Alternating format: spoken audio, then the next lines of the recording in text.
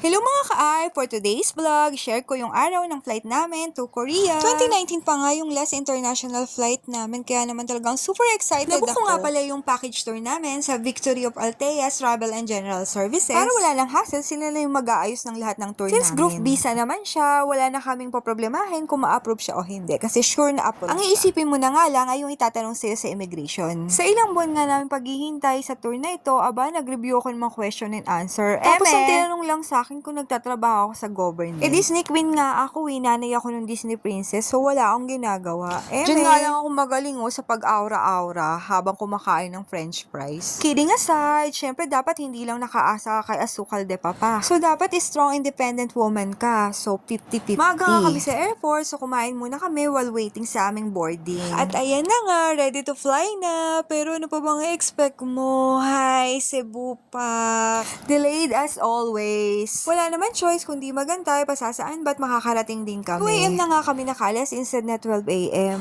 Ayan, mga walang tulog, pero mas okay na rin kasi walang gising. Eto na nga, arrive na sa Incheon Airport, praying na makalampas ulit sa immigration. Grabe, ibang iba talaga yung klima sa airport pa lang. Ramdam na ramdam mo na yung lamig. Papunta nga sa immigration, sasakay kami ng train. Ayan, waiting. Thank you Lord. Natapos na kami sa immigration, papunta na kami sa bus para sa aming breakfast. Welcome to South Korea. Saya-saya talaga ng puso ko dahil napunta namin isa sa aming bucket list.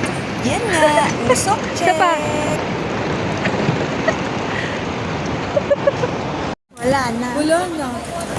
Sabi na nga kami para sa aming breakfast. First time makakain ng authentic Korean food. Sa almost 1 hour na biyahe at nakatulog nga lang ako. Nakarating na rin kami sa aming first resto. Siyempre, nakalimutan ko nga yung pangalan at hindi ko na maintindihan yung mga sulat. Basta nakita ko yung picture ni Dae Jangyum. Tama ba yung pronunciation ko? Basta siya yung lagi kong pinapanood dati sa K-drama. Nakalimutan ko nga yung name ng food, hindi ko mabigkas. Basta para siyang bulalo with many side dishes na masasarap. After that nga, wala nang pahipahinga, wala nang tulog-tulog. Diretso na kami sa aming first tour. Till my next vlog. Bye-bye!